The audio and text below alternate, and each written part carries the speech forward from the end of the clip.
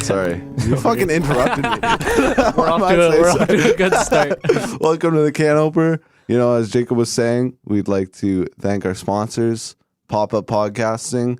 We're in Ottawa's premium elite podcast studio right now. As you can tell by the quality, it's not as makeshift as it usually is.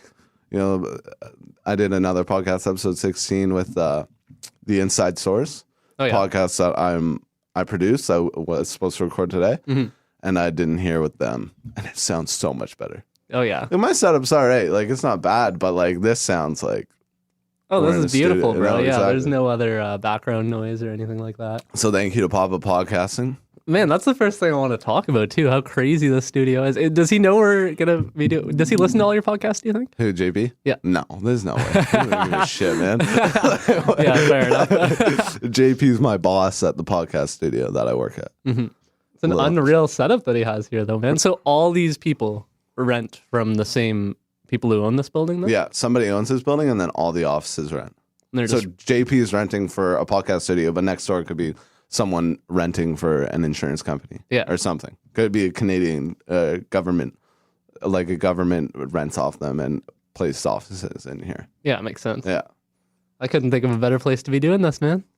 I wonder how much a little office like this in the city would. He normally was cost telling to me, buy. I think it's about $1,500. I don't want to give out his $1,500 a financial- month. Yeah. Maybe I shouldn't give out his financial, but who cares? It's about $1,500. I think he didn't. I don't know if he explicitly told me, but Yeah, it makes sense. $1,500, $1,000. It's trippy. He can definitely get some tax benefits, of course, because it's for all business purposes and stuff. But Yeah, 100%. still a big investment. But No, it is. But I think he does pretty well. He does all right. Yeah. Just because it's the business started about 8 months ago, so it's like still a new business, and it's in Ottawa.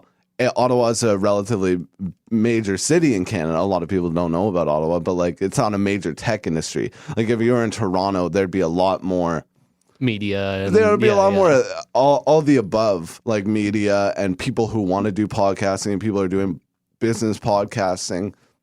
But here there's just not that many businesses. Like Shopify is right down the street, but they have a podcast studio inside of Shopify.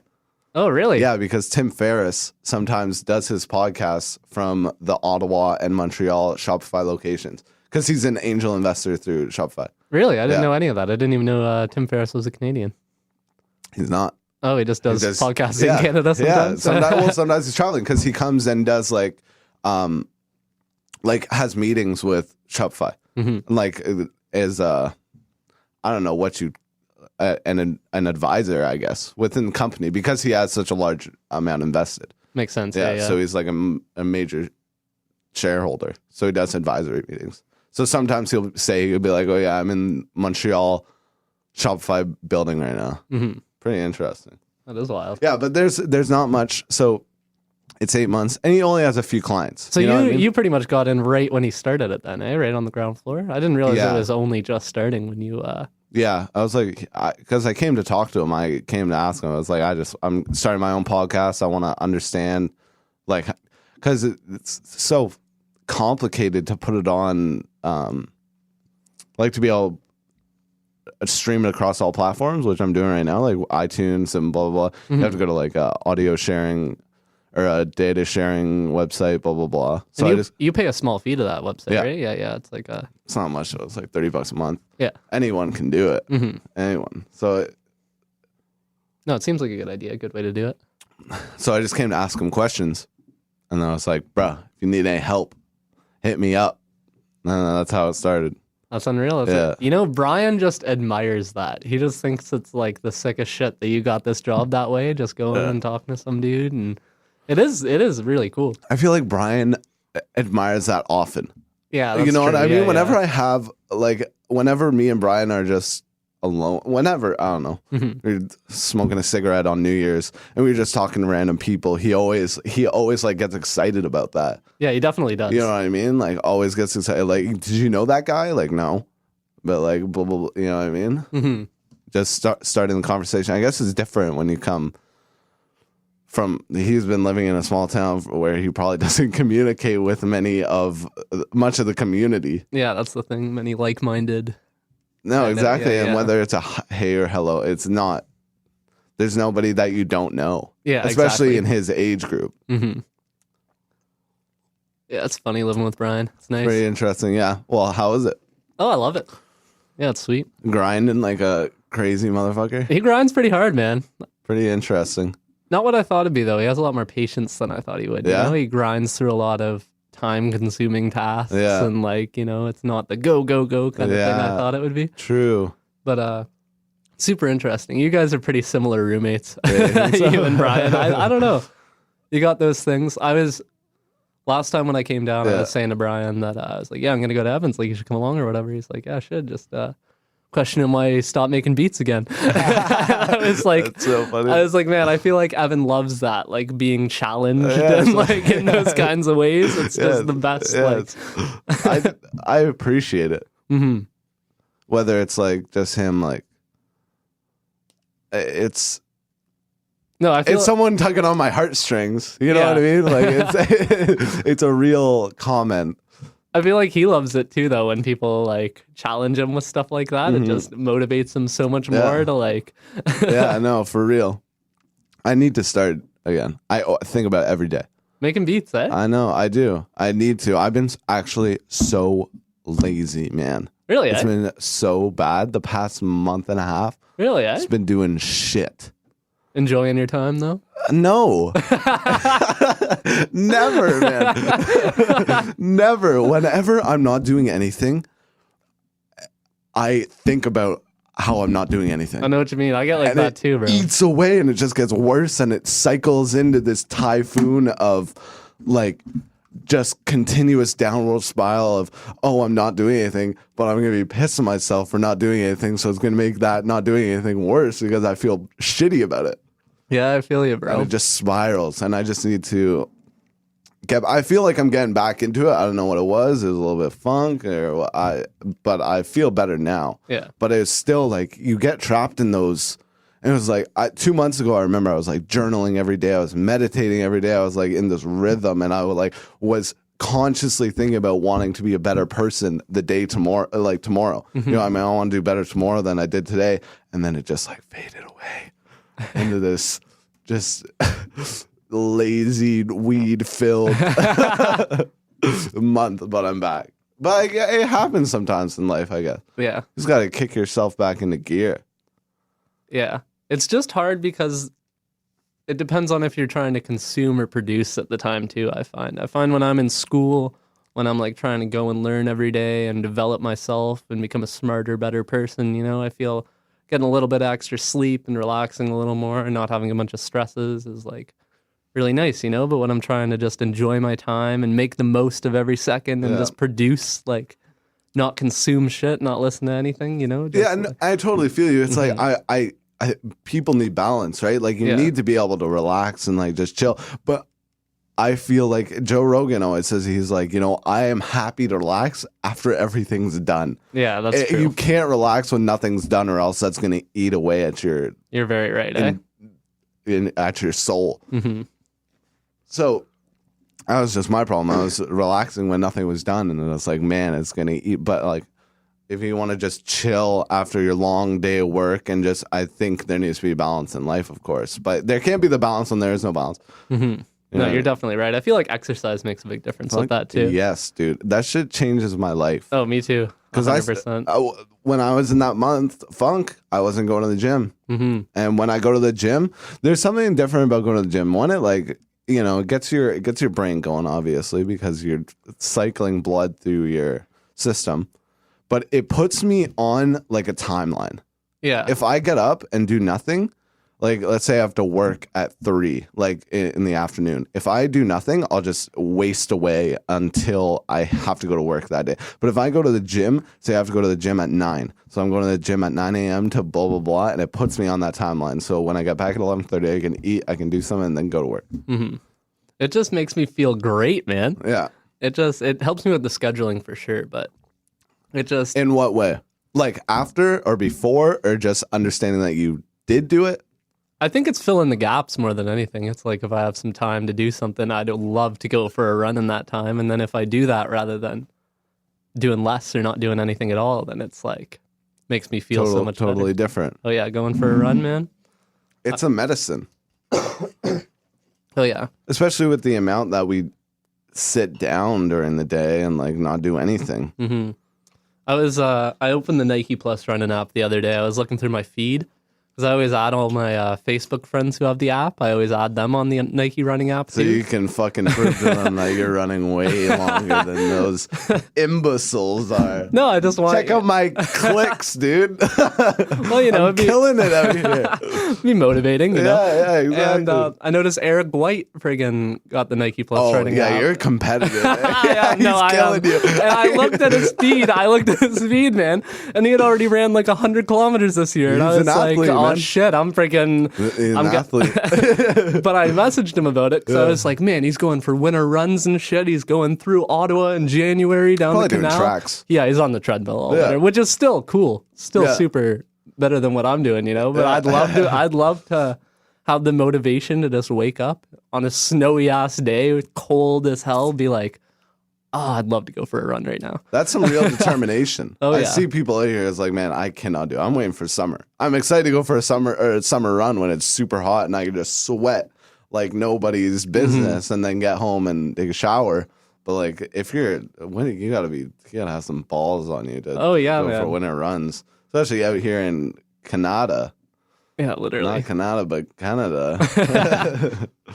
No, it gets bad. It's crazy. It gets like really bad Really bad, but people push through it. I don't know. That's all winter Some- long, man. You'll some see- determination that shows.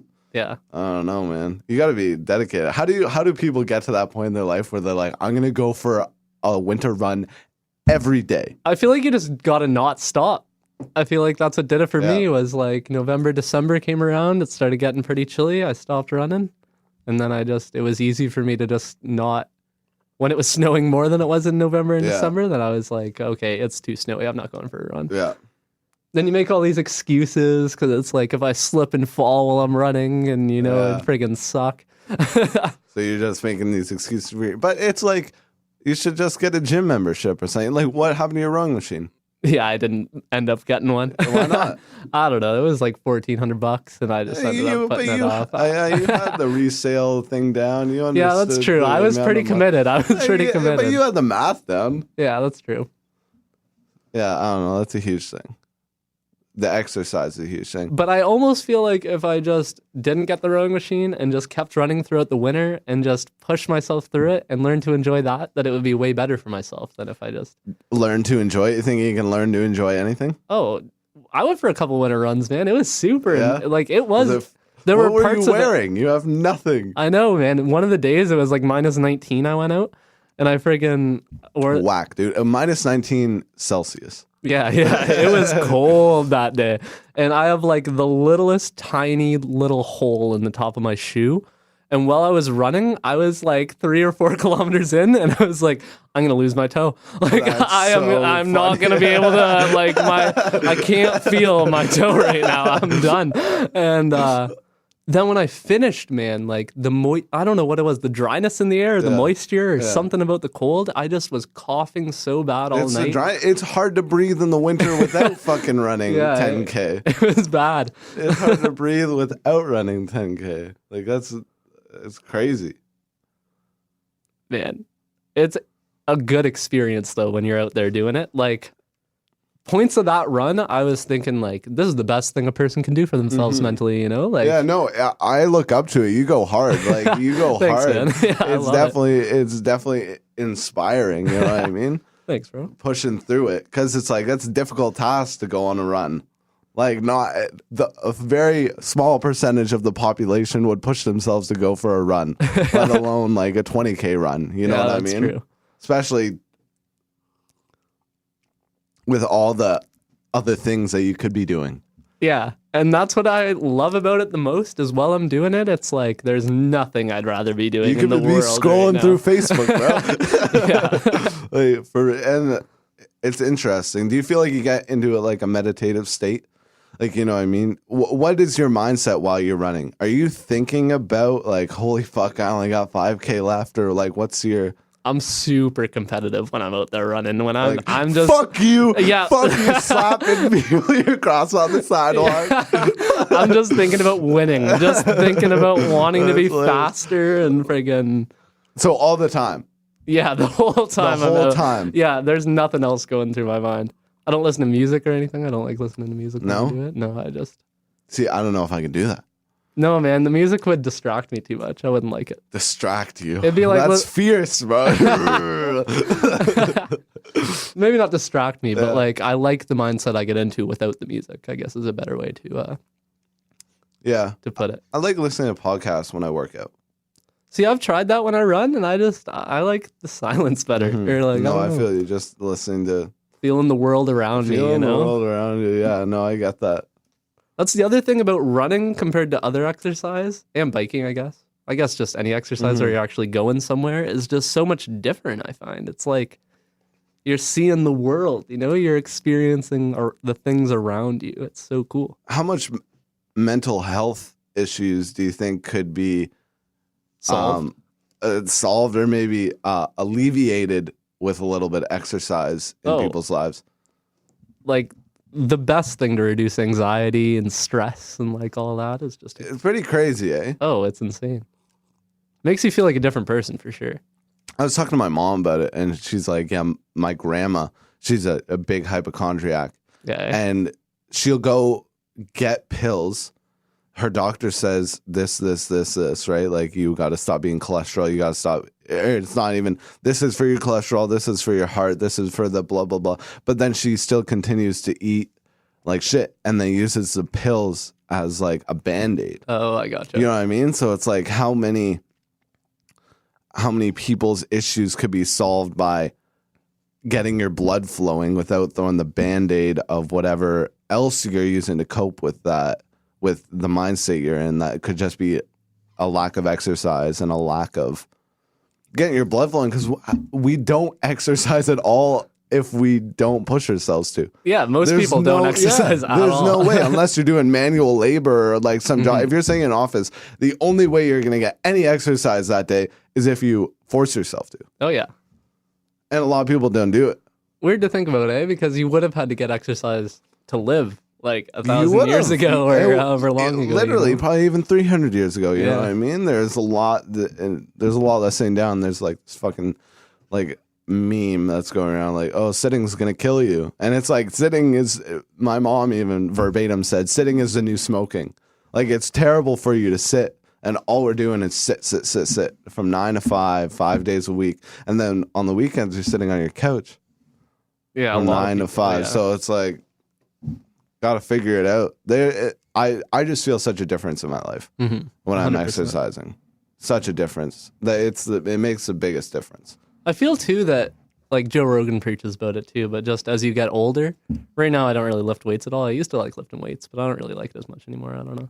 I like running right now. Yeah, But I feel like as I get older, it's really important to start like keeping up with your strength and You your gotta be muscles. strong. and- You yeah, gotta yeah, be it's strong. important for sure. because that's how you get by, kind of too, right? Like, Oh yeah, man. You don't want to be a weak.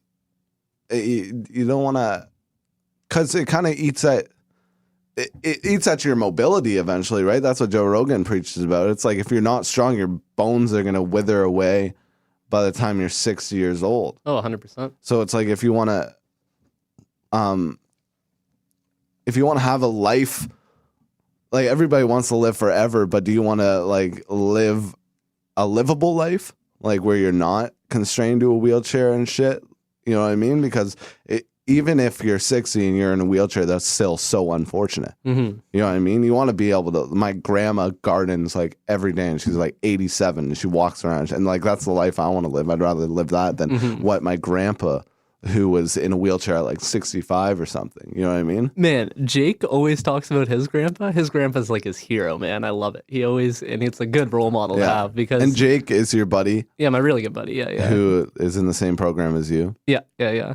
and he'll be on the podcast soon. Yeah, he definitely will be. Yeah. Good guy, interesting guy. Oh, yeah. Sorry, go on. He'd be a great guest. Yeah, it would be. But he always goes on about his grandpa who's I always forget, he's in his 90s. I think he's 93 or 94. He's like mid 90s. Bikes to work every day as a dentist. Still goes to work every day. Powerful. Well, he should retire. Come on. That's what I'm saying too, bro. All Like, shaky doing dental surgery. Come on, man. You gotta know what you can bike to work and then bike home after. Like, you don't have to go to work. I've never met the guy, but Jake says he looks great for 95. That Crazy. he's just friggin' and what Jake's always like, Gramby, you look great, going on to him, and he's like, oh, you should have seen 5 years ago I was running to work every day. And Wild, man. At 94. See, I always talk about it, and people, I always hear the argument of like, yeah, some people who like still exercise and eat well, they still get cancer at 60. Blah blah blah. You know what I mean? That bullshit. Like, Yeah, oh, yeah. like, and it's like, why would you ever think like that? Yeah. What's the point? What are you trying to accomplish when you think like that? Nothing. You're not going to get anywhere thinking like that.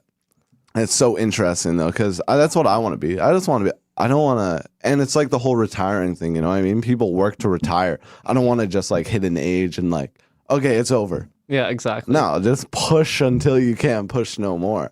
That's where I've been feeling I've been bad lately, because it is the exact same thing. I would have related it the same way, exercise and retirement, because exercise, I feel I do it to enjoy the present way more. I don't even really do it because of the future. I recognize that it'll help me in the future, but same with money. Like, I just like doing it. But it doesn't matter if you stop exercising. It's not going to help you in the future. It's helping you right then. And Yeah, that's exactly. Yeah. That's true, eh? So realistic, the habit will help you in the future if you create it, if you make it a habit. But right then, it's impacting you right then and there. Man, we're just so lucky to even be able to use our friggin' legs, bro. Unbelievable, my dude. Unbelievable. Literally, think about how crazy the situation is. I've been talking to Brian about that a lot lately. Man, we should have Brian on a podcast, actually. I know, I need to. Have I ever told you that when he was working at Pratt's as a landscaper, or has he ever told you about the time when he... So, sorry, Brian is Jacob's roommate, and he's also from Muskoka, small town, Ontario. We love our beer. We love our cigarettes. Yeah, you should have given that little disclaimer. Yeah. Good call. But when he was working at Pratt's as a landscaper, they were trying to like cut this tree down with a chainsaw, and I guess the way that they were angling the cut, it was going to cut in like a direction. It was going to fall in a place that they didn't want it to fall. I don't know if it was like towards a house or whatever. Good planning. So Brian was gonna push on the tree while the guy cut the friggin' tree with the chainsaw. With a chainsaw, man? And What he the fuck? cuts through the tree and just like 3 little cuts right in Brian's leg with a friggin' chainsaw. That's what happened, man. On his 18th birthday. Oh, that's so fucked, bro. So he like goes- right above the kneecap. Yeah, man, like the sketchiest spot. If you ever, he has this huge hole in his leg still, man. It's Oh, no actually way, crazy. man. Someone cut And his leg with a chainsaw. The doctor said, because I always describe it that way, that it was like a because Brian says that if it was like if the guy didn't like hesitate and he just went like just right through, then through it his would have, leg. it would have just friggin'. chopped his leg right off. But the doctor said even another like inch, like it was in the sketchiest spot, bro. That's where like the muscle is, right? It was That controls right your above knees. his kneecap, right above. Oh, that's disgusting. And so every day since he's moved in, pretty much, I've been like, man, Brian, aren't we just the luckiest people in the world to be walking around on our 2 legs right now, man? Jesus Christ, bro. That's crazy. I didn't know someone else did it to him. Yeah, bro. Holy shit. Was he freaking out when that happened? He said it happened, and the guy just like dropped the chainsaw and he like tried to grab Brian, and Brian just like pushed the guy. He was like, don't go near me. What are you doing? Like he was freaking out. And then he like calmed down, and he said it didn't even hurt. He was in shock and shit. Was it like, bleeding like a mother? Yo, yeah, man. Holy like an unfathomable I would amount have of passed blood. right out. I would couldn't have hit imagine. head to grass. Brian said he had a cigarette before they called the ambulance and shit. He was like not wanting to go to the hospital. Did they like wrap stuff around his Yeah, leg? man. Yeah, it was like, That's and it was bleeding through the gauze. And Oh, it that's was, disgusting, it was man. crazy. It sounded like. That's true, eh?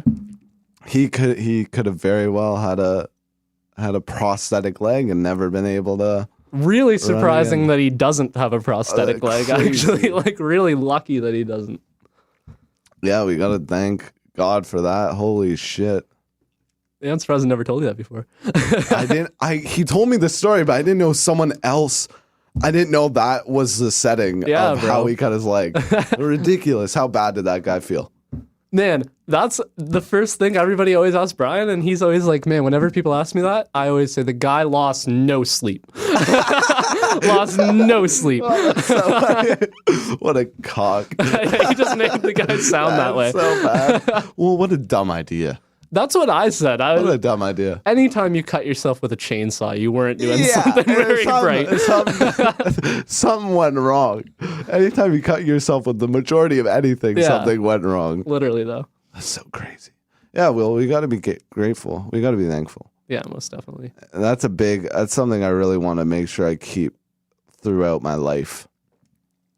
I'm trying to, like I said, I was writing those journals 2 months ago, and I wrote one again yesterday. I'll write one today, but it's just like a gratitude journal. Mm-hmm. Just be grateful. Just remind yourself of your gratefulness, because it's like it often gets lost in the commotion of what you're gonna do that day. Yeah, most definitely. And it's like you just gotta sit back. It's kind of like meditating. Except meditating, you don't really think. But when you're writing your journal, you're thinking about what you're grateful for. You're thinking about your friends and your family and like the shit that you have. Oh yeah, man. We could be in such a crazy situation right now. We lived the great, like we've talked so about much a lot. luck. With so much luck. We won the lottery, Yeah, my dude. We won the lottery. And honestly, everybody listening to this has won the lottery as well. Mm-hmm. Because there's billions of people who don't have access to the internet or power or headphones or whatever you're going to listen to. Mm-hmm. And I think it's important to be, like, super important to be aware of all that. But do you think it's actually important to be aware of all of that? Why do you think it is? I think it is because I think it's something that not only we have the power to make a difference, but we have the obligation to make a difference. I think we're the only ones in the developed world who are in a position to make the undeveloped worlds any better. So you think it's important to have gratitude, to understand that it is your responsibility to use everything that you were given. That's right. To help. Because I would look at it as more of a political issue, that when we talk about helping overseas and stuff, I'd say most people don't like that idea. Generally, the people I talk to anyway. But. Well, when I think about gratitude, I don't think about, okay, I'm grateful for this, so I need to that step comes later. Yeah. But like the gratitude thing is more of a mental health thing for me. It's like when people get lost and consumed in social media or whatever, they're losing sight for what they have. So for me, it's more of a selfish thing that I think will lead to better like outputs of my energy. But it's more of a selfish thing. It's like I just got to remind myself so I'm not sad about something I don't have because I realize what I have. That's it for me. But I agree. I've been having that conversation. The Inside Source podcast, shout out to them, who I've had a conversation with 40, who's the host of that, and we always bring it up. It's like, do you think there's a responsibility that we have? Like he talks about it in like the podcast context. It's like we have a voice and we're putting it out. Do you think? And he always talks to artists. Mm-hmm. So like hip hop artists and other artists. Like, do you think you have a responsibility to put a message and give what you can through your platform? I think we do. I totally agree with you. We need to, because, and like you said, it's not. It is an obligation because it's responsibility. But why do you? Why is it a responsibility? Because we, in my opinion, do have the power to do something about it with politics and voting and the way that our system's structured. I think as a society, we have to be more sympathetic towards the countries that have less so that we can help them.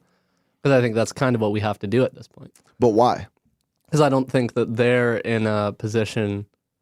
I think they're in a position right now that their politics are led by people who are going to be able to keep leading it poorly unless, like, the UN or some global force kind of tries to intervene with the situation, you know? But I think there's other issues in the news of, like, tyranny in the world and all this sadness that I don't think is important to be aware of because there's just nothing that we can do about it. And sometimes... You don't think there's anything we can do about it? Sometimes. Like, the poverty in other countries, I think we should be aware of because I think we can do something about it.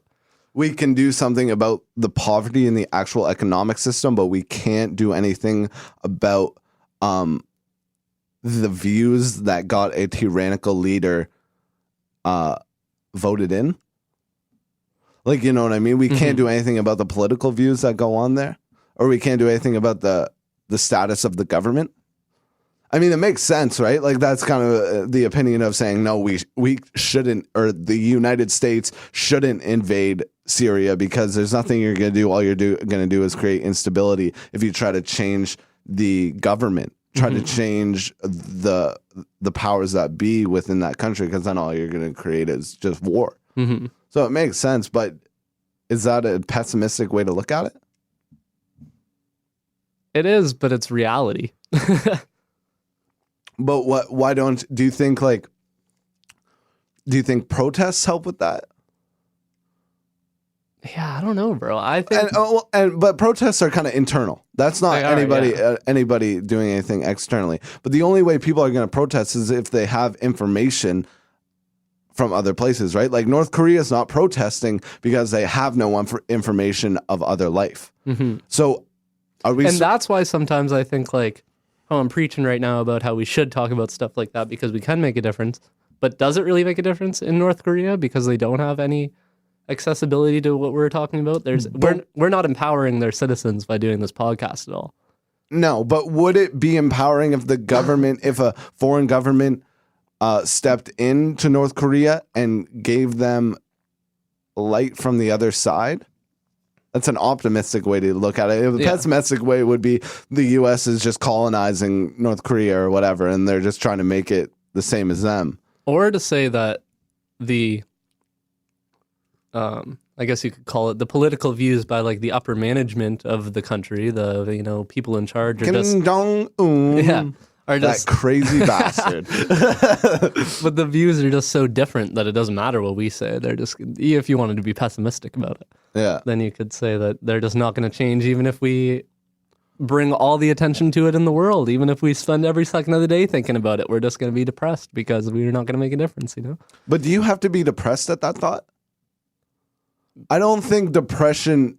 I didn't mean to word it like that. I don't think negativity has to come from that thought. You know what I mean? I think positivity can come from that thought if you're thinking that we can do something. Like, you know what I mean? That's why I love listening to hip hop. That's why I like, it's a warrior mentality, and that warrior mentality gets me pumped up. So when there's a fight, it's exciting to be a part of that push. That's true. And that's kind of what that like the Louis Cole vlog series was when he went to North Korea. Like, Fun for Louis, the YouTube videos. Oh, it's interesting. I remember we watched that actually. Fun for Louis. He did. Everyone should go watch. Yeah, they definitely should. Everyone should. He did like what was it, 11 days? Yeah, something like that. He did like 11 days in North Korea, and he didn't really like give away their secrets. Like what he didn't really. He followed the rules, but he made it very obvious where there were holes without being discriminate about it. He was very non-critical. He was very nonchalant about the entire thing,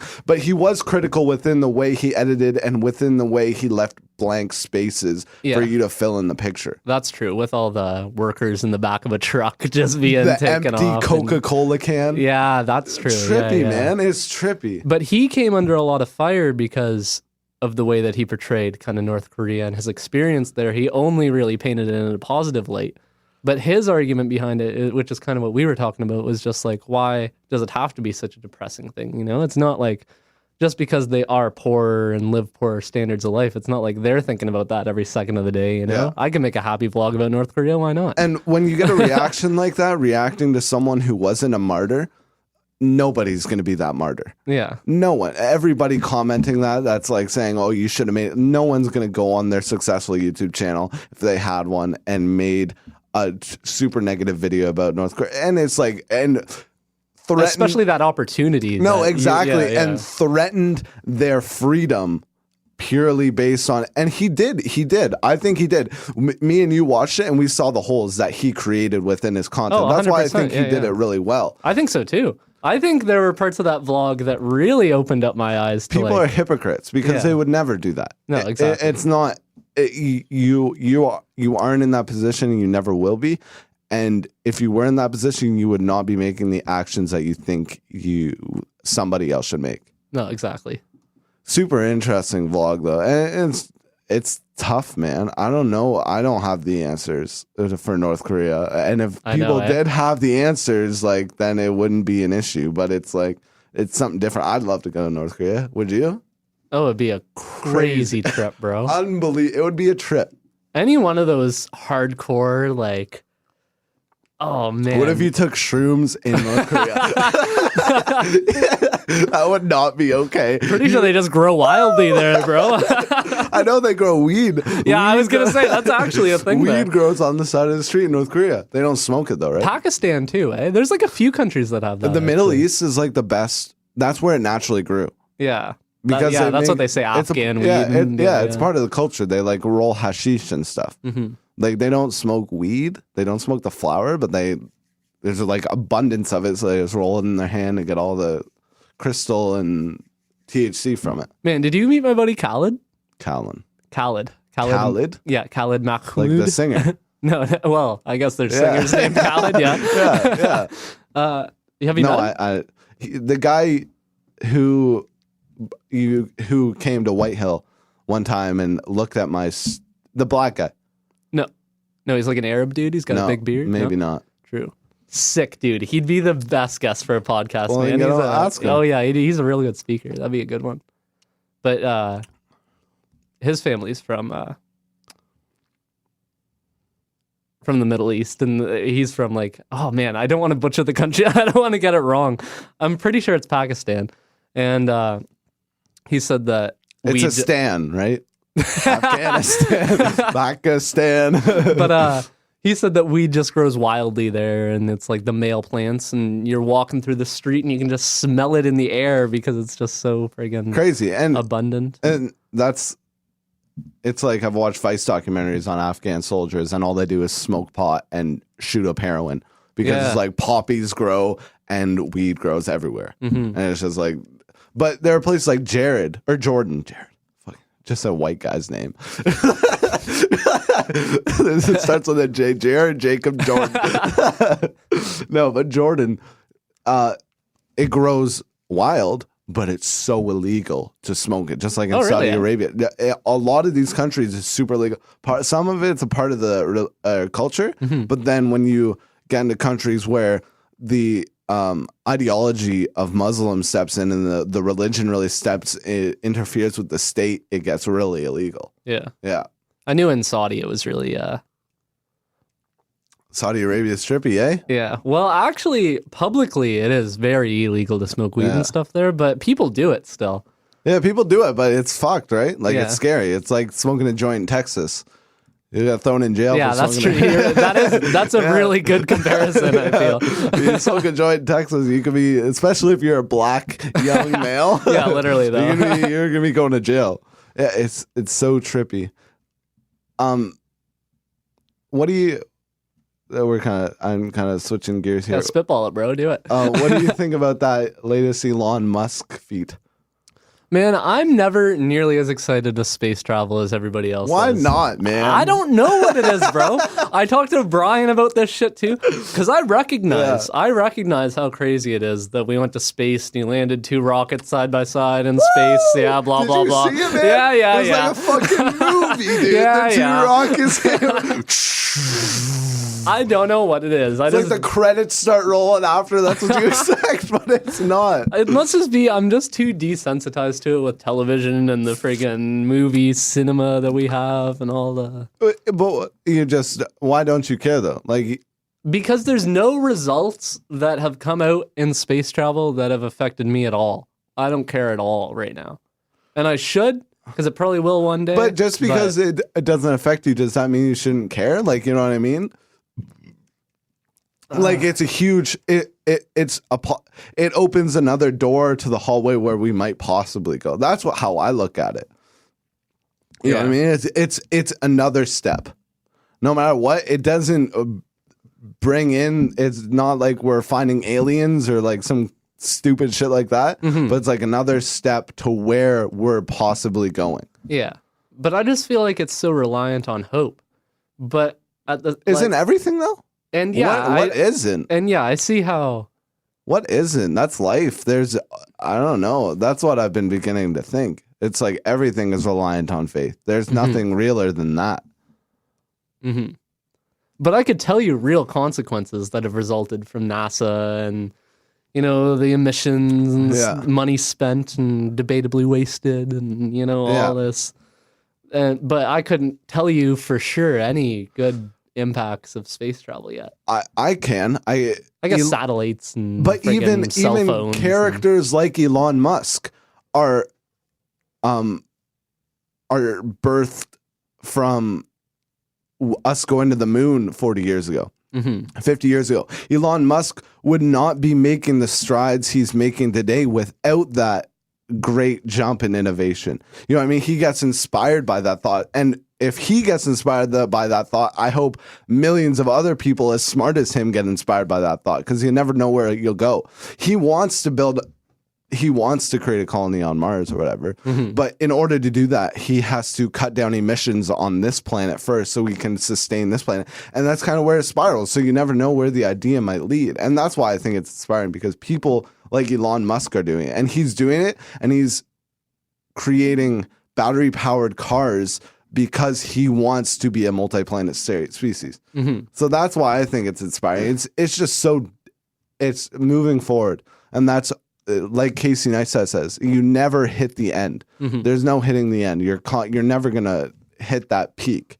I think we're moving in the right direction with people like Elon Musk and Jeff Bezos trying to move into space exploration. Totally agree. Those are the types of people who should be trying to do that kind of sort of thing, because they have enough money. It's literally a game to them that they have the money to do it, so they're just doing it because they want to. And But NASA was like a government funded, like a state. That they're taking our taxes to do all that shit, But that's how it has to start. Elon Musk wouldn't be there without NASA. That's why it's interesting, because Jeff Bezos and Elon both seem like good guys. You know what I mean? I always talk about, I don't know if I talked about you, but like this new wave of entrepreneurs that have come through the internet that like have spent time as a middle class person. Elon Musk was a refugee he wasn't a refugee. He was an immigrant from South Africa, and he went to Queen's University in Canada. And then that's how so he was born poor.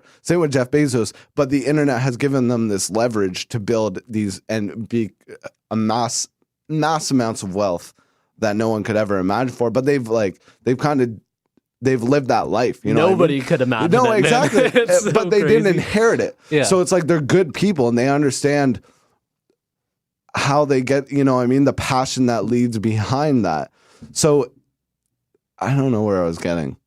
Just the inspiration from NASA and all that. And it's good because what NASA did was they opened that door, which allowed Elon Musk, and what Jeff Bezos and Elon Musk both say. They say, we hope to be the ones that make space travel less expensive. So they can open up that door. That's what they're doing right now. Elon Musk is building rockets that land after they're shot up instead of NASA just going into the Earth. And they want to commoditize space so that more entrepreneurs, like the internet, Jeff Bezos made this exact reference. He wants space to be like the internet.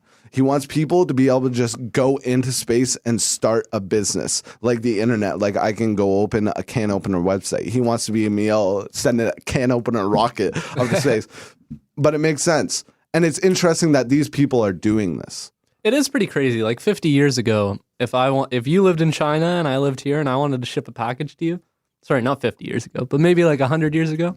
It wouldn't have happened. What are you saying? Yeah, no, exactly. You're coming across on a wooden boat, bro. No, that's what I'm saying. It's like you have to own the companies that would ship it across to do that. 7.5% chance you're making it. Yeah, literally. It's lottery, dude, if you're ordering something on the old Amazon. But it would be pretty crazy if rockets weren't like that just the rocket company can ship rockets. It's like, no, you can just ship a rocket. And it's like the technology. And Elon talks about not patenting technology.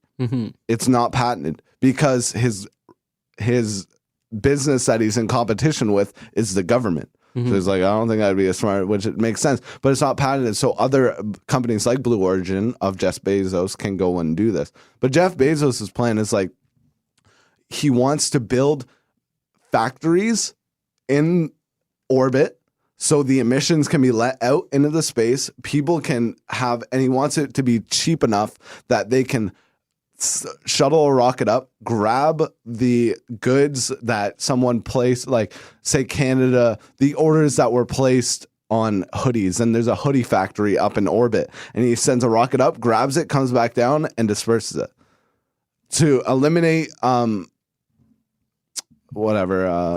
emissions. Yeah. And eliminate all costs that might come down with having like actual land on Earth. And so we can get away from factories being built on Earth and just have living space. Mm-hmm. So it's like it's just interesting. It's interesting the way it's going. It is all built off hope, right? Like it's just Elon Musk being fucking giddy about building a colony on Mars. And that's the thing, is that I feel like it is just a hope in the it will materialize to be very realistic soon, but I feel the expectations for the near and even the distant future, I don't think you don't find it exciting though? I don't think it's realistic. True. I think it would be exciting if it were realistic, but I think... But what's realistic? Yeah, I don't think really any point in time that we're going to be living on Mars, that a very large portion of people are going to be living on Mars. Yeah, no, I totally agree. I've said before that I would love to go to Mars, but like I'm second doubting it right now. You know what I mean? I don't know. Maybe my grandchildren will have a better life on Mars than I will. But see, I don't even think that'll happen. Like I'm pretty critical of that rate at this point in time. But we are moving at an exponential rate. That's why I think anything's possible right now. That we are moving with artificial intelligence, with every technological gain, where it's like we're instead of taking 2 steps forward and 1 step back, we're taking 2 steps forward, then another 2 steps forward, and then another. It's just moving and it'll be curious to see where I go. You know, where you go, which planet you end up at. Some will be on Saturn. Some will be on Mars. Some will be stuck on the shitty old Earth. We'll be stuck in the 2000s. Everybody else will be on in the future. Yeah, maybe it'll be like classes of people, like the really rich live on Jupiter and the friggin'. That's what I'm thinking. That's my conspiracy theory. Is every elite is gonna pay for a flight to Mars. And they're going to go to Mars, and they're going to leave all us plebs on Earth. And they're just like, well, it's going to shit anyway. We got to start fresh somewhere. Let's hit the refresh button, and we're going to go to Mars. And there'll be 1 million, because that's the only people that are going to be going to Mars, is the financially capable. Yeah, you're definitely right about that. So it's like, it's trippy, man. You never know. They might just ditch us. They might just jump ship, and we'll be, oh, fuck, dude. None of us are smart enough to figure out this whole climate thing. Like, we're fucked. Yeah, you never know what's going to happen, man. It's interesting, though. It excites me. Did you hear? I love Jeff Bezos, and I love Elon Musk. Like, it's so interesting, what they're going to do. And the impact they're going to have. I think Elon Musk could be the most impactful human in human history beyond anyone. But I heard about what's it called? Like when do you claim a product? I can't believe I'm blanking on this word. Patent or trademark? Yeah, like a trademark. Yeah. Amazon has a bracelet that is like tracks every movement a worker does within the warehouse. They have a trademark bracelet. So like it shows when you're putting boxes on the conveyor belt. It shows when you're jerking off. Like, yeah. And they have a trademark for it. It's not implemented yet, but they have a trademark for it. And it's like, as much as I trust these people in huge power like Jeff Bezos and Elon Musk, it still can get scary, because the narrative I often bring up that we've talked about before is that guy who started the Keurig and how he started the Keurig and then he realized on the way down the path that it was so bad for the environment. And he's like, I got to jump ship because I can't morally do this. And then his idea grows beyond him. He can't stop it. So when does Jeff Bezos' idea grow beyond him and he can't stop it, and it comes into the hands of someone who has more of a tyrannical view of power? Well, that's the weird thing, is that when you incorporate a company, you're bringing a thing into this world that's going to be around when you're dead. Joe Rogan. It's like a kid. It's like once you die, that corporation's going to keep on living, and it's going to have its own agenda that you might like or you might not like, and it's going to do all sorts of weird shit. It's a great point because Joe Rogan goes off that. And it's like they were talking to Duncan Trussell, and Duncan Trussell's like, they become their own organism. They're their own entity. A business is not a human. I haven't even heard that, but it is literally true. It's its own organism, and it fights to survive over humans. Like that's its own entity. Yeah, that's true. It's crazy. So when does that idea outlive? And it's like, is it scary to have? Man, the crazier part about it when you take it a step further is that when you create a private company and you build it up like that and it's going to live on past you, blah, blah, blah. But then when you make that private company a public company, public companies don't have owners. They have CEOs who kind of run things, but they are owned by the shareholders. And what's the shareholders' bottom line? To make money. And that's the only... That's the only goal. That's the only. That's you're how right. they survive. That's how they survive. That's a corporation's food. Yeah. And they will kill everything in its way to get its food. Yeah, it's trippy to think about, man. So it's like it's a different. So I'm as much as I love and am inspired by these entrepreneurs that I hope to one day be that grow off of nothing, right? Like that grow off of just the use of the internet, the use of free speech, and the use of free trade. When does that hit a point where it's like, okay, Amazon, you can't buy Whole Foods, whatever the pharmacy in the States is, you can't control 7-Eleven and control everything. It's trippy, man. We're getting to that point. As much as I trust Jeff Bezos for doing a good job and pushing humanity forward, when that power comes out of his reach, which it one day will, inevitably, he can't just be like, okay, it's over. I don't like where Amazon is going. We're shutting it all down. It's not going to happen like that. Too much money. I just don't think a lot of people realize where the corporations are actually at nowadays, like how big they are, like Amazon, like you're talking about. Like it's a big deal how big they are. Like they're way bigger than, sorry, not them necessarily, but if you say Apple, which is the biggest company right now, they are literally bigger than any other. Man, they have more money in their bank account than the GDP, than the entire wealth of Zimbabwe. Like friggin' insane. It's so wild, in like man. Cash too. Yeah, in literally banks, they could like throw money down. Man, especially the way Zimbabwe is with their political leaders, their leaders. Bill Gates and Melinda Gates paid off. I don't know who it was. I don't want to butcher it. I think they paid off Nigeria's debt. That's wild. With the amount of cash they had. Yeah, it's some crazy literally just shit. threw $1 billion at us. I mean, I'm going to pay off your debt. And it's like corporations, not only like Amazon, but the NRA. Yeah, there's corporations like the NRA. I want to take a break, but we'll go into that after we take this break. Yeah, most definitely. I'm done. I need to take a break. Well, it's recording. All right, so the NRA. Yeah, the NRA. let's get back into it. We're back. Yeah. Okay, so because I was going about the corporations. Yeah, I was friggin' the NRA is a corporation. Well, I don't know anything about the NRA. I mean, either. I just know the crazy ads they put up. Do you ever see those videos? Don't think I ever have. No, they're wild. But I believe it, man. Their events and shit. When people are speaking in front of like a park, like a public park or wherever their private events are, like in like a building or wherever it is, the people speaking on that stage, the entire audience is allowed to have a gun on them. It's open carry. Yeah. Like it would obviously be dependent on the state, but that blows my mind. Like Donald Trump's done speeches for the NRA and shit where he's in front of a crowd and the entire crowd has a gun, like is allowed to have a gun on them. Insane. I'm Googling right now how much money is spent on Congress.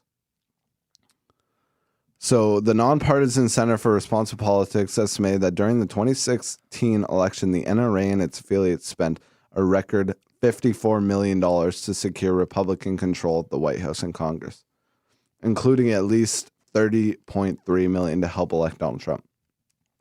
So $54 million is a shit ton of money. You're not getting nothing back for that $54 million. That's an investment when you're giving money to politics. But did you know Donald Trump, I've only read this from people saying this. I haven't read the actual article or the actual bill, but he resigned a bill, like he pulled back a Obama era bill saying that you can't sell guns to mentally ill people. Really, eh? Yeah. He's very pro-gun. There's no. No, 100%. And but it's interesting. What were your initial thoughts when you heard that 17 people, the majority of children, not children, but kids, young adults, were murdered at Parkland High School in Florida? That was the Valentine's thing, eh? Yeah, that was the school shooter. I don't know. I think everybody, when they think that kind of thing, that's what I was talking about earlier, was what the whole recognizing sadness when it happens in the world. I think that often we have to do that in countries where they're impoverished, but I think when something like a school shooting happens, it's just a sensational thing that's meant to bring attention to the issue. So what do you mean? So I think that I think it sells very well in the news that when the news talks about school shootings or car crashes used to be a huge thing. They always used to talk about people dying in car crashes because it was like, oh my God, that could be me. And it's like, oh my God, that school shooting could be my kids. And it is very sad that that happened. I was just about to say it's important that we recognize that those sort of things happen. But is it even important? I don't even think it is important. Why? Because it happened and it sucks. Mm-hmm. But it happened and it sucks. And that's the end of it. So you think nothing should be done about it? I think that if we keep talking about it, well, what do you think should be done about it? That we should keep talking about it? Well, no, I've thought about it. I've read a lot of people's comments on Sorry, it. I just have to get one last thing because I think the only toxic part of talking about it is that the person who did that only did it to get it talked about them. Yeah, exactly. So, well, what if you separate the reality of it happening and the person who did it? And you look at it with nuance of, okay, regardless of the person who did it, will this happen again or not? See, when someone went onto an airplane with a shoe bomb, everybody has to take their shoes off now. Whenever you go through a TSA, like whenever you try to transport a plane, you have to put your shoes in the box and it goes through the X-ray. So even after however 54 people were killed in Texas, so sad, getting fucking shot at through a window of a hotel. I did not know it was that many people. 54 people. It was the Texas a while concert. Ago, not even a while ago. It was less than a year ago. Yeah, but not Valentine's Day. I thought you were talking about the Valentine's but the Day. Valentine's Day, it's just another example.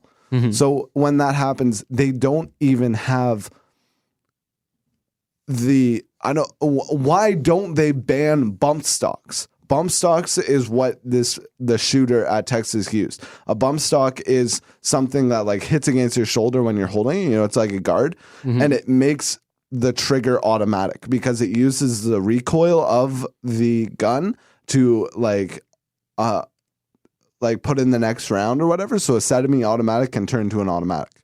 They don't even have they don't ban those.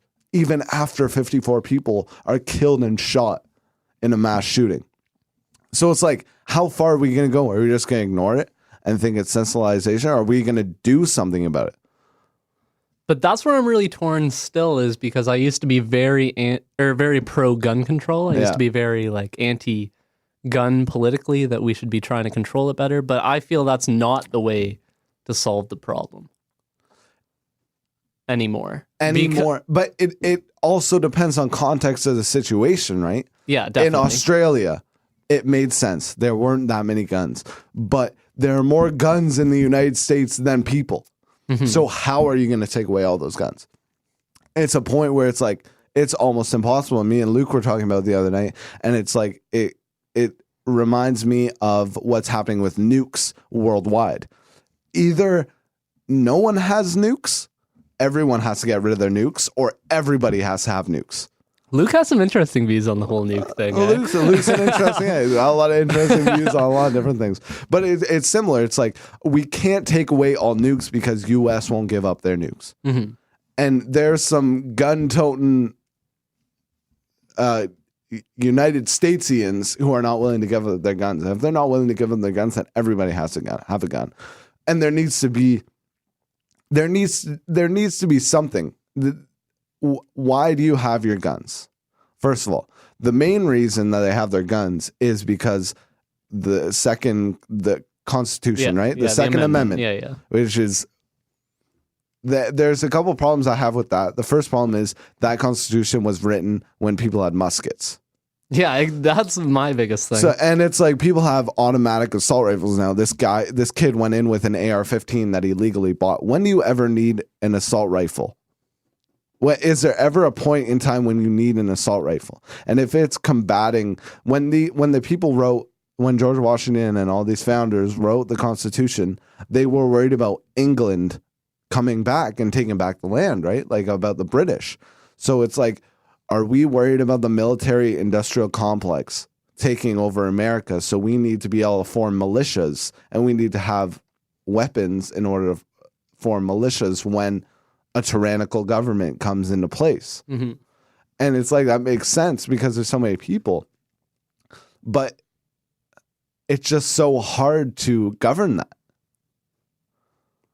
And it's like, these things will continue to happen if you let people buy AR-15s. Mm-hmm. Unfortunately, no matter what, just because there's so many people and it's a mental health issue and it's a gun control issue, I think.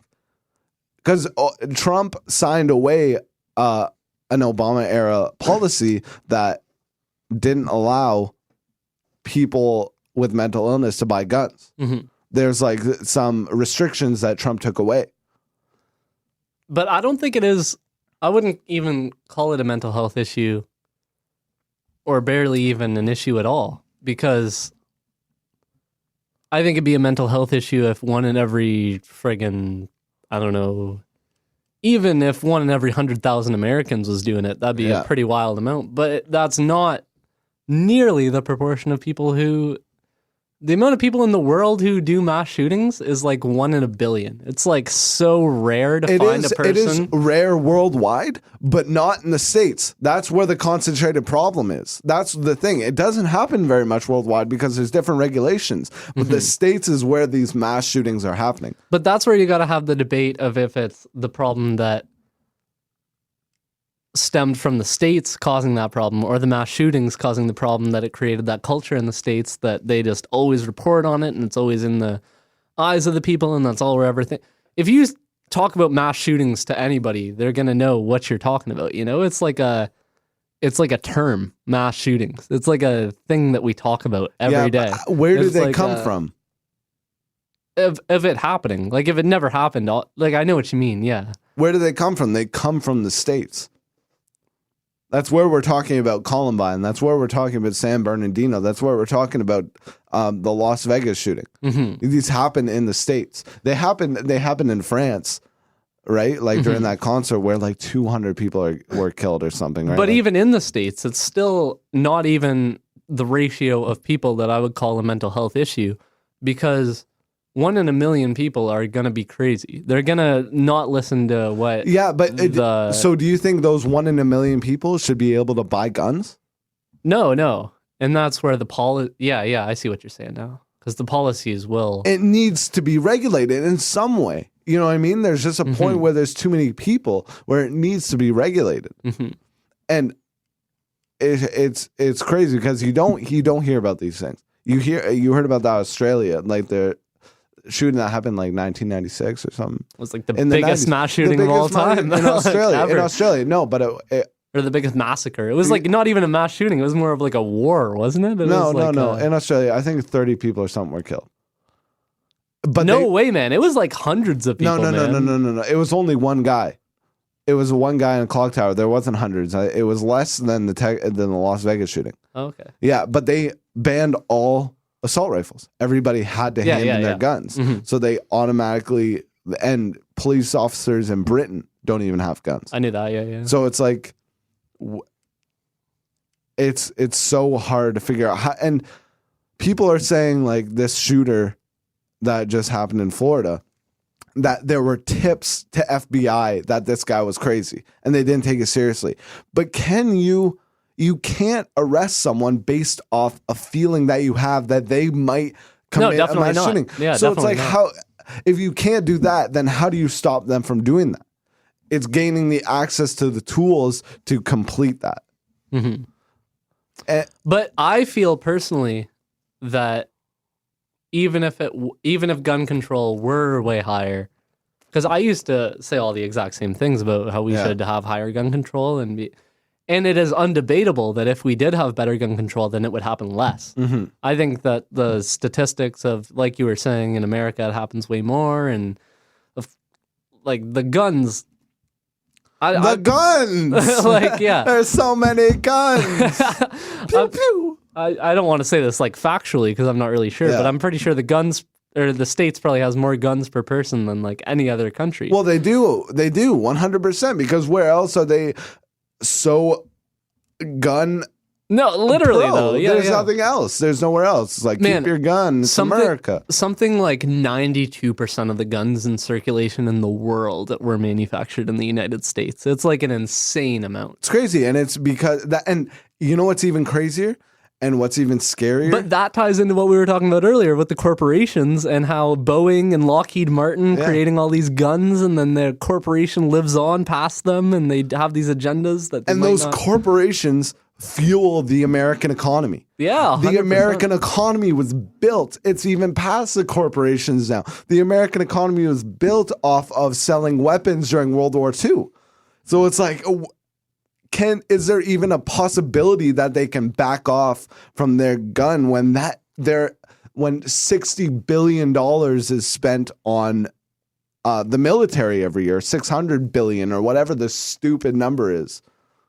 It's like, how do you disassociate? It is 600 billion. It's crazy. Fucking retarded like it's that. wild. And it's like, how do you disassociate an entire nation from that? Mm-hmm. And that's why I agree with you. It's like you probably just got to give everyone guns. You can't. I wouldn't say you're agreeing with me on that view, but I see that view. I don't Okay. have that view. True. But I don't know what my views are on it. I don't know. Yeah, I used to have very clear views that nobody should have guns and yeah. all this, but I still lean that way. It makes sense. The argument that makes sense that you're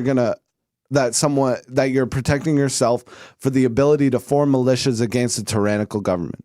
You want that ability. Because Yeah. imagine if Justin Trudeau just became Adolf Hitler 0.2 and we had no means of protecting ourselves. We'd be under this tyranny. Man, in Zimbabwe right now, I don't know right now actually, but a few weeks ago, there were tanks going through the friggin' streets, man. There were like, the military had the guns. Yeah. The and that's people, the people didn't have any guns. it. The people had their crops. Yeah, literally and their though. huts. And if they had guns, it's Yeah. debatable that they would have been able to combat the military, or that the military wouldn't have had the balls to, friggin' try to take over a country. And in the first place. Eisenhower's speech of saying, watch out for the military industrial complex is real. It's such a real factual reality. But it's like, how do you stop these? Do you think you should arm the teachers? Do you think you should arm and train the teachers? I'm more inclined to have the view of the opposite of that. But What do you mean? To not arm the teachers? to not arm anybody. Okay. I'm more likely to follow those kind of views. I'd Like say. nobody's allowed to have automatic rifles. That's right. I agree with you. I agree with you. And even It just doesn't make sense. if it were one way or the other, if it was ones and zeros, if it were all Yeah. binary, I'd say nobody should have guns or cops shouldn't carry guns, Yeah. But right now, I think in Canada, we're living it pretty good. We're living it so good, but so are people in Sweden, so are people in That's Germany, true. so are people are in all these Baltic and European countries. But it's because they have the same laws as us. The U.S. wasn't built off that. Mm-hmm. That's why it's curious, because they were founded off guns. That is their culture. That is literally, you were right about. During World War II, that's when they became the global That is superpower. it. That's when like they took power, because they weren't touched and they sold everything. Yeah. They sold aircrafts, they sold guns, But they guns- sold guns were- bullets, they sold everything, missiles, everything. But you know what's crazy? Well, it's not even just that, though. It's the way that they created the system so perfectly that individuals could run the companies that did that, as opposed to the governments running the countries, and then the individuals could benefit, and then you would take something from the individual benefit. And it's like, Yeah, but eventually when the state starts taking from the individual's benefit, that benefit is becoming the state's benefit. And that's what it's turned into. The state's benefit from the amount of weapons that are produced in the United States. And that's why it's scary. Like that idea. So if there wasn't war, the United States wouldn't have $600 billion to put their money into. But that's where you could say that it's not because of all of the things that we've been talking about and all that, you know, during World War II, there was an opportunity that we created all these guns. But that's when we really created capitalism in itself, that we gave these people, these corporations, the power to make the guns, as opposed to like during those times, I'm sure Russia and China and, you know, all the more communist leaning countries were like owning, like the countries probably owned the companies that made the guns. And so you could argue that it was the system that we created, not the guns itself. That's true. But what's better? Is it the country owning the companies or the companies owning the country?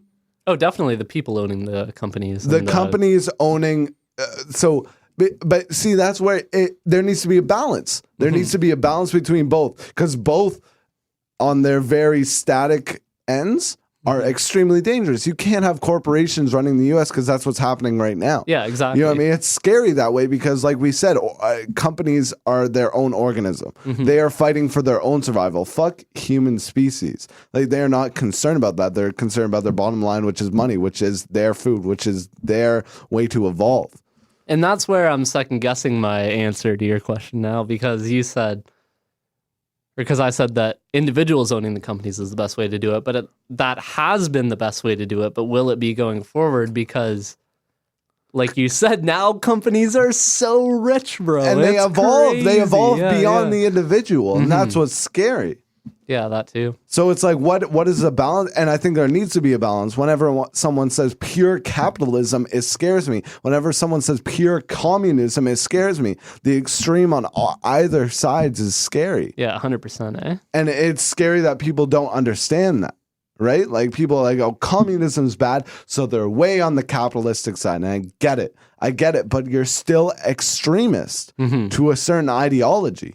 But that's in large due to our political system and how we have ones and zeros and binary systems where it's like liberal or conservative and Democrat or Republican, or you're one way or the other, especially in the States. They have two parties, Democrat, Republican. Here we're a little better, right? We have a very liberal conservative party. You know who I saw in the grocery store the other day?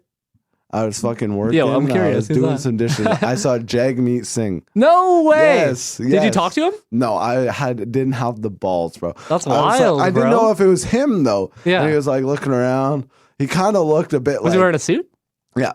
With his like colored turban. Really? I was gonna go shake his hand, but they said he comes in quite often, so hopefully I'll be able to see him again. But I want to shake his hand and just ask him a couple questions. It's gonna be yeah, that'd be super interesting, bro. Interesting to like repeat them on the podcast. But it's we have more of a left. Bro, you never ever know, man. You could talk to him in Sobeys and be like, hey, what's up, man? Talk to him for 15 minutes. He'd be like, yo, I'd do one of your podcasts. I can't tell you how much of a pussy I felt when I didn't shake his hand. I was mad at myself, bro. I was like, yo, that should have been what I did. I wasn't totally sure. I didn't want to be the racist white kid. He's nah, man, I'm just another Indian dude. Like, what? Like, that's so true, right? I'm not Jagmeet Singh. Get back to your fucking minimum wage job, you pleb, dude. But it was him. Interesting, man. We're closer to power than we think. That's the thing. I think, and that's why I don't encourage a pessimistic view on all this, because like I think we can be able to change everything. Oh yeah, 100%. And we need to be able to. And we need to be able to believe, like you said at the beginning of this podcast, it's all hope. And I think it's all hope. I think you should only hope. And it's like the people who say when you exercise, even people who exercise die at 60 from cancer. It's like, yes, that's true, but those are outliers in the information. And the majority, you need to think optimistically because you need to better your chances. And it goes back to Jordan Peterson, what we were talking about, right? Yeah, that's true. It's just be your own person and be an individual and do the best you can. It's super important to have conversations and like want to make a change too, right? Mm-hmm. It's not about the prayers and hopes, but it's about the action that come behind the dreams. Mm-hmm. But that's why, if we're going to bring it back to the beginning of the podcast, where we were talking about the issues that should be discussed and shouldn't be discussed. Not even that shouldn't be discussed, because there's nothing that shouldn't be discussed. Yeah. But like the things that are just unnecessary to bring attention to, like those terrorist attacks versus the poverty in the world, are two totally different. But I think they're linked very similarly. Like, I think that people view them to be current events, the same kind of thing, you know? I totally agree, and I totally understand where you're coming from. They're glamorized. Mm-hmm. When you see a terrorist attack, they're glamorized. They're getting clicks. Yeah. But I don't think that should be not talked about, because we're talking about it right now because we saw that. If it wasn't shown, then we might not be wanting to rebuild. We always want to be getting better. Mm-hmm. That's my point. It's like, it needs to be said, but it doesn't need to be glamorized. But we live in a capitalistic society. You know what I mean? Mm-hmm. And people are looking for money. Mm-hmm. And if the market dictates that they want to know about these mass shootings, the market's going to go that way. And we do. Mm-hmm. We're going to click on it. You're going to, no matter who you are, you're going to be scrolling through and you're going to click on the link that says 17 children dead after a mass shooting. You're definitely right, but that's why I'm always preaching about how we have to be more aware of the intent of the shootings and all this sort of thing. Is that... But this goes to a point. Is it really matter? What does the intent trump the action? Because the action still happened. And the action needs to be recognized. Why, though? Because something needs to be changed if there's a negative action. It's just like in my life. If I wake up and I don't get up right when I wake up and I lay in bed looking at Facebook, I need to change that action. There needs to be change, and I need to recognize that action happened in order for me to be able to change that action and get up and go and shower and go to the gym. And that's the most frustrating part about it, is that things like that, it feels like you're out of control sometimes because you don't do anything and you just choose not to do anything, but that is still your decision. But you don't make that same decision with something like a terrorist attack, and that's why it's so frustrating, because you want to do something about it, because you want to have the decision, but you don't have the decision. And so there's few situations in the world where you don't have any decision in the matter, but this is one of them.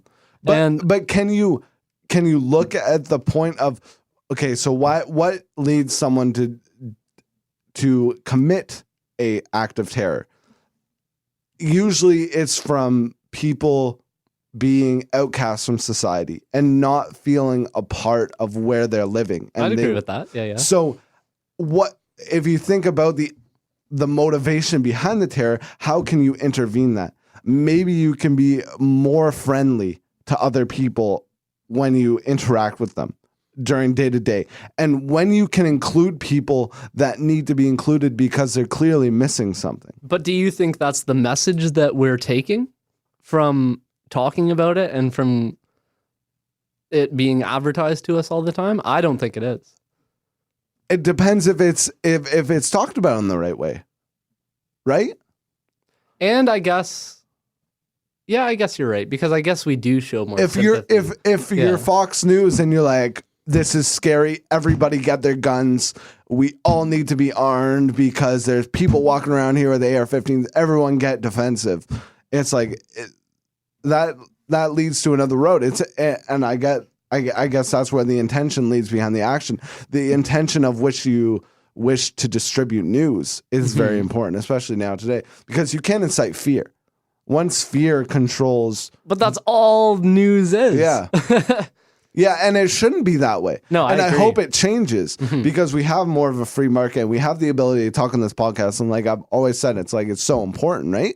So it's like hopefully and I feel like the medium is changing. More people are listening to Joe Rogan than Fox News.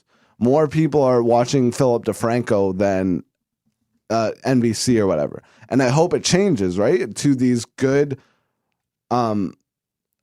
attempts to be bipartisan within issues. And not instigate fear, rather instigate action. Yeah, that's true. So hopefully that changes, but you make a lot of money off fear. There's no doubt. Oh yeah. There's no doubt. And hopefully that changes. Hopefully and I think I don't like to hear fear-mongering news. Well, you make a lot of money off selling the product, and the best way to sell the product is through fear. 100%. And attention, and fear grabs attention. Mm-hmm. Fear grabs attention. Mm-hmm. Fear Well, grabs, the product is attention. exactly. Yeah, That's yeah. true. And fear grabs that. Yeah, exactly. Yeah, yeah. And it's like, hopefully the market can change itself. And I think it just becomes the public being more informed on what they're listening to and what they want to associate themselves with, rather than being fear-mongered and brought into this very one-sided argument, very one-sided like frame of thought that these other news sources will hopefully have a light shone on them, because it's not fear-mongering and it's just straight. You know what it came from, Action. man? You know where it all started? Where did it all start? It all started from the television broadcast when all the friggin' American citizens were watching their television, and this is an interruption from the United States. And Ronald Reagan came on with that baggie of cocaine, and he said, "This is crack cocaine. This is the epidemic that's sweeping our nation." You know, that's what started it all, was friggin' him saying, "I know you're all scared. Drugs are a scary thing, but I'm going to fix it all." And that's what the news does. That's what they say is, "Yeah, I know it's scary. Things are really scary right now, but you just got to listen to us. You just got to listen." I don't even know if the news does that, though. Oh, I definitely think they do. I think the news doesn't even tell you to listen because you're listening already. They already have a monopoly. That's the thing. And it's like, it is a monopoly within media. Mm-hmm. Until now, we're changing, right? We're not in Reagan times. We're in That's the true. internet times. So With we're Alex Jones and Vox Oh, News and shit's all these crazy, different man. medias. All That's true. different medias, and it's all different perspectives. And there's more doors open for perspectives. So Most definitely, yeah. it is changing, and that's how you grab attention.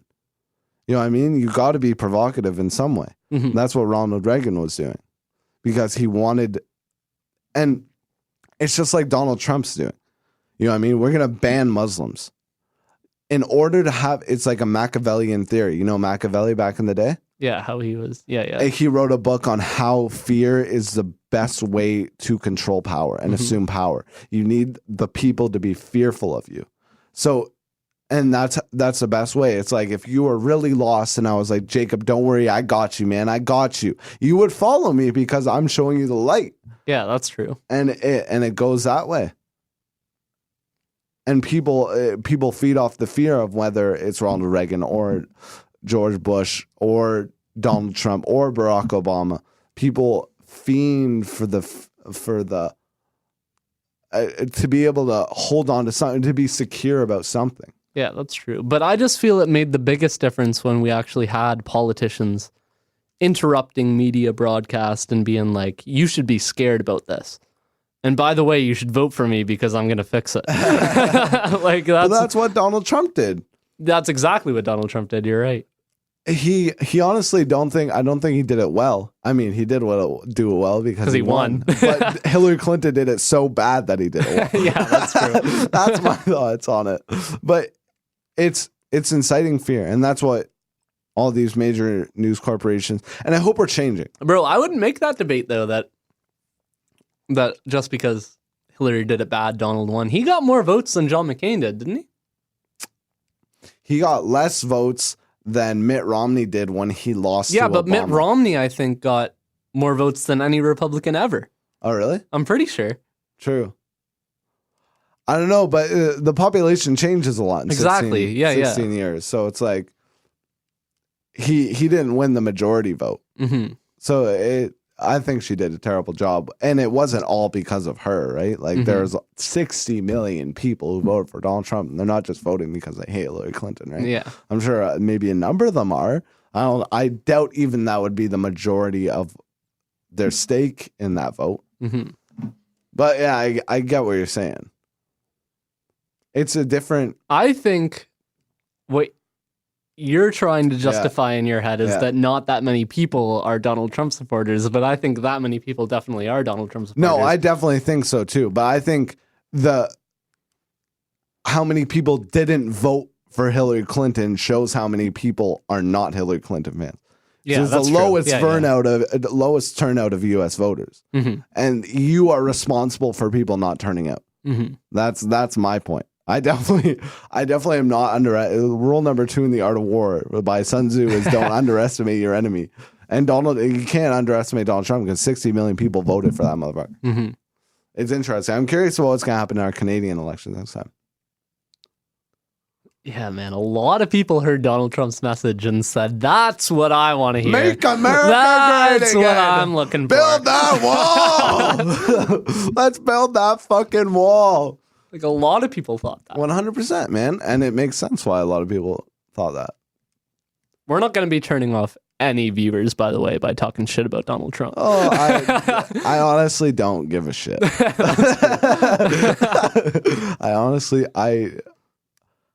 I honestly don't give a shit. That's true. There's nothing. Man, remember how into U.S. politics we were this time last year? We were so much but more it was a into big thing. That's true. I'm still into it. And it kind of spurred, just like Elon Musk spurred other people and NASA spurred other people. I'm inspired in politics because of what happened in the States I agree. lately. Yeah, I agree. And it spurred my interest. So now I'm more into Canadian politics and more into American politics. And it diversified my views. It was an interesting time, though. And I got pretty... Dave Chappelle had a great joke. Sorry to interrupt you, but Dave Chappelle had a great joke. And he's like, I've never felt more American when everybody's hating on this motherfucker. You know what I mean? I've never felt so connected. And it's like, maybe Donald Trump's the guy who is the catalyst to bring us all together and fight against everything that he represents. But see, that's where I feel Dave Chappelle's more comfortable in his group more than ever because the other side is so much more different. But I think that's just his group coming together. I don't really think that's the country coming together. No, that's true. And that's where you could say that the divide is stronger now more than ever. Exactly. And that it kind of goes to my thought that I think the U.S. is going to be the next EU. And I think California. I could definitely see that. California is going to secede, and then all these other countries are going to secede because it's too big of a place. You got to have state rights. It's like the federal restriction on marijuana. There shouldn't be that. It should be statewide, and it should be more localized. So it's like I think and maybe that's what it's going to take to create peace. Is divide eventually. But at the same time, we've been shaped so clearly from our culture of Canada that's been stemmed so clearly off of the United States culture, and it's very similar to one another. And that's why we have those views that the U.S. should be the global UN. But I'm sure if we lived in the Middle East, then we would be thinking that Saudi Arabia should be the global UN, and that if we lived in Asia, that we'd think China should be the global powerhouse. And it just depends on the culture that you come from. And I agree right now, talking about it, that the States is the most responsible one to do that. That's why I think we need aliens, bro. But at the go on.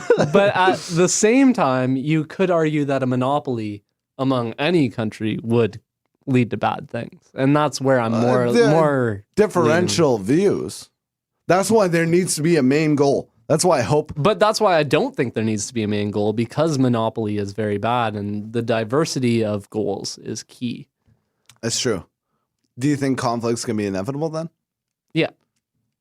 And that's where you asked me like a year ago, you might not even remember, but when we were talking and you were like, do you think war is necessary? And I was like, no way, man. Yeah. When we were talking about it. But lately I've been thinking, and I think it kind of is sometimes. You know what? I've been thinking about it too, and I don't think it is. I was listening to a conversation between Russell Brand and Sam Harris, and he said there's two mediums. Russell Brand's awesome, eh? I love his podcast. Interesting guy. Weird motherfucker. Right? Really weird guy. I love it, though. I love it, interesting. Very expressive and illustrative with his communication. I feel like he's been aware enough to gather the fame within himself but he also doesn't give two shits about what anybody thinks. That's the thing. Know? It's like, I don't want Donald Trump being president because he hasn't lived that life. But Russell Brand has lived many lives. He's lived middle class and he's lived fame, and he understands the context between all separate lives within the American dream, quote unquote, exactly. Which is very interesting. But he said there's two mediums.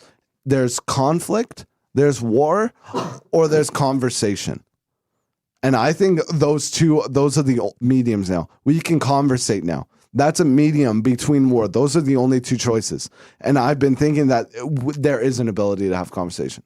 No matter what, there's an ability. Because that is conflict. Sorry, there's inability? There is a ability. Okay, yeah. So there's either conversation or war. And those are the two ways. I don't think war is necessary because I think there can be conversation input of war. But if conversation's not happening, war is going to be in that. It's going to be going down the war alley.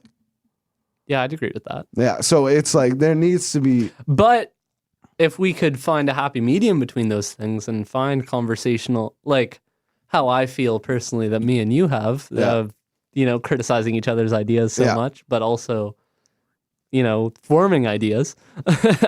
That's key. That's the balance. And that needs to happen because that will happen. That'll be put in the place of war. Mm-hmm. Instead of us fighting about it, we can talk about it, and then it goes over. And then, so I've been much less on that side of the equation. I've just been trying to be more optimistic too. Honestly, that's all I want to be in this life. The more I've been learning, the more I've been thinking about it. I just want to be an optimist. Mm-hmm. Whatever happens. But as long as I think for the best, there's nothing more I can ask for, right? But see, I think there's a lot of people who don't even consider themselves to be optimists. I think they just consider themselves to be living in the present. They just don't even think about the future. And that's where I've been thinking lately that I would like myself to be, because when I'm doing stuff like this, when we're friggin' drinking, talking, having a good time, I'm enjoying the present a lot right now. But I feel oftentimes I'm too clouded in the future that I feel that I have But you can be optimistic about the present time, right? It's like, give examples of our friends that we know. It's like some of them don't enjoy the present time if they're not optimistic about the present time. Like a lot of people. Exactly. Let's say we're hanging out and we're not doing exactly what we thought we were going to do, getting drunk and hanging out and having an awesome time. It's going to be like a movie.